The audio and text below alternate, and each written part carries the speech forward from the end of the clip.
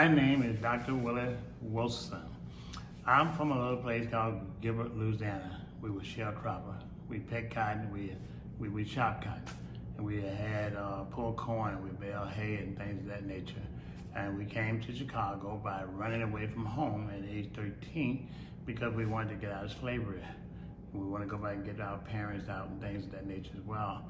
Had our ups, and it seemed like in those days, not too long ago, it was more down than up, you know.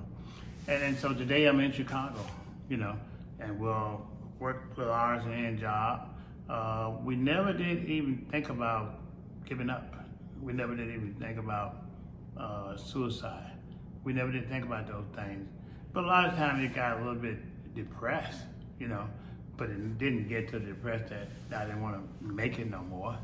Let me encourage our young men out here, especially young African-American male, you know, females is important, all of us are important, but this message here, just want to focus on some of the young African-American male. A lot of times that we get to college, you know, our parents send us to get all kind of education, and we get out expecting to get a job paying hundreds of thousands of dollars a year. But then come to find out, we can't even find a job, you know.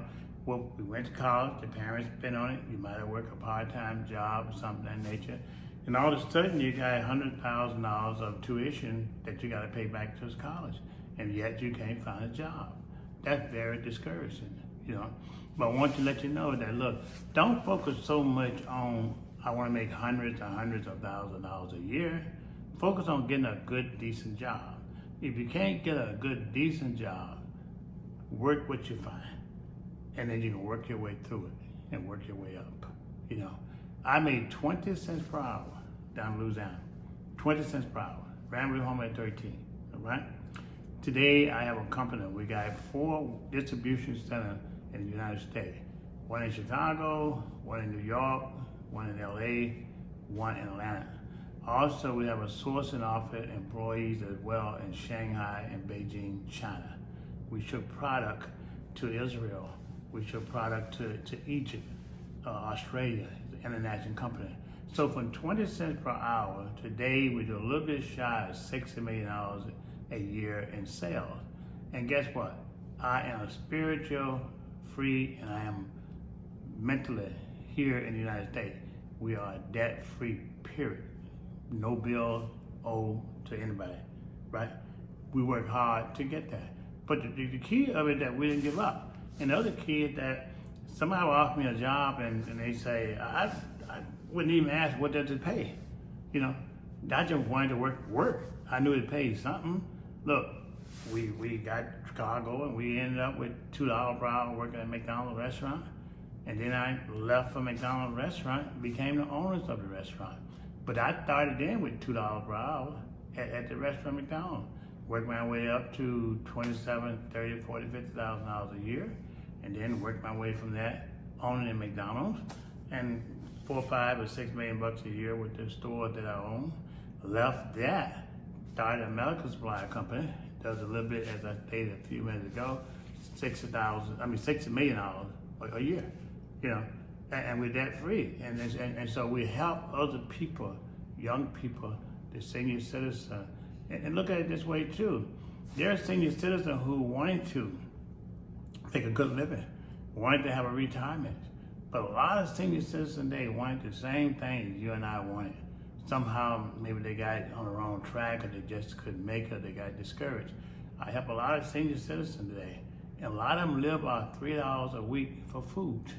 Just at $3 a week for food, all right?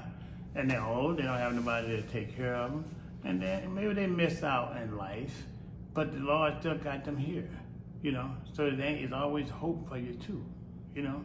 So young men, take care of your parents, you know? Take care of your family. Don't give up. Leave drugs alone, please do. And that's alcohol and all other kind of stuff. Stay clean, stay out of jail, be respectful to your elder. Also, most important too, be respectful to the police officer as well. Because so many times we get so frustrated, police stop us and we ain't feeling it. But respect the police officer. They're here to protect. If you just say, I get out of the car today and they stop me and I say, yes, sir, and no, sir, and yes, ma'am, and no, ma'am, very respectfully, all right? But if they encourage, work a job is better than having no job, all right? Listen, I encourage you to do that. Encourage you to find a good church home, of course, but sometimes people don't want to hear about church. You know, they say, well, that baby God, but I don't know him, and this and that. Well, there is a God, all right? But if you don't want to think on that level right there, think on this level, being respectful to your neighbor, okay? Thank you.